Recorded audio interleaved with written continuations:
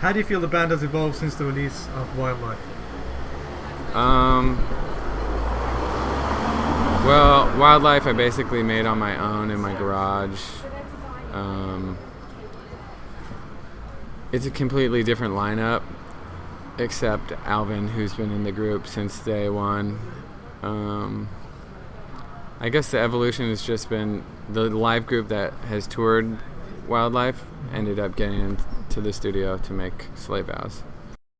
How much material did you have to choose from whilst putting together Slave Vows? There was a lot of material, but we threw most of it in the garbage before we even got into the studio. Okay.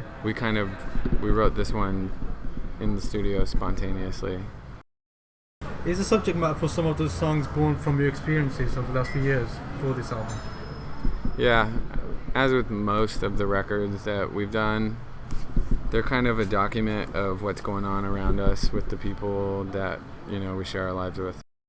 Dark Circles, it's an epic opener, just a wonderful song, and with so many great arrangements. How do you go about constructing a song like this?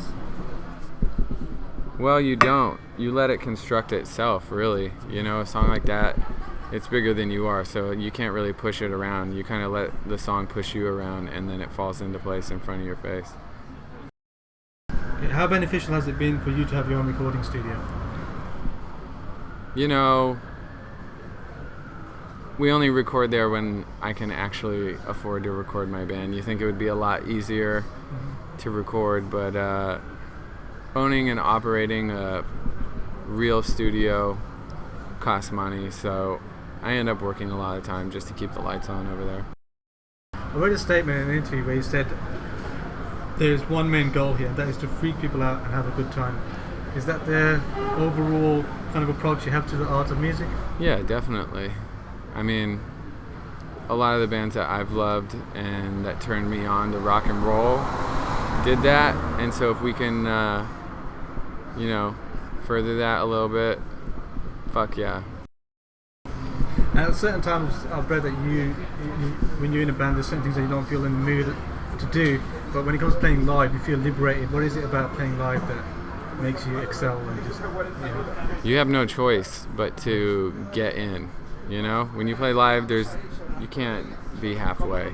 So when you get up there and you start doing it, we play the kind of music that if you're not 100% involved in it at that moment, you're not doing it anyway. So there's no real choice.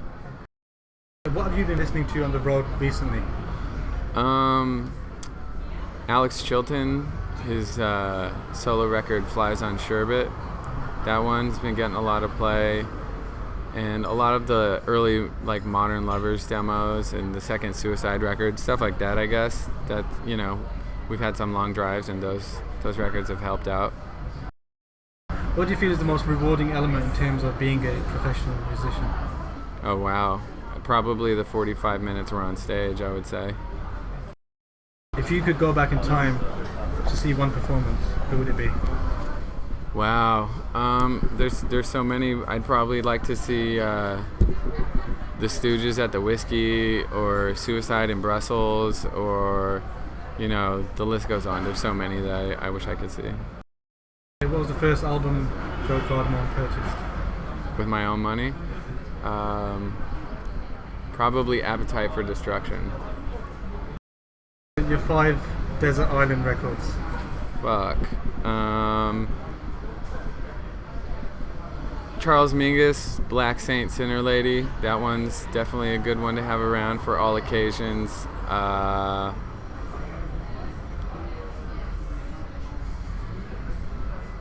don't know. Black Flag 82 demos are good. I can never think of this shit when I'm supposed to. Anything, the first New York Dolls record, the first Suicide record, that kind of stuff. What was the dynamic like when you were recording Slave Vows? We had been touring all year long, right? So when we finished, it was like, okay, let's try to do a record.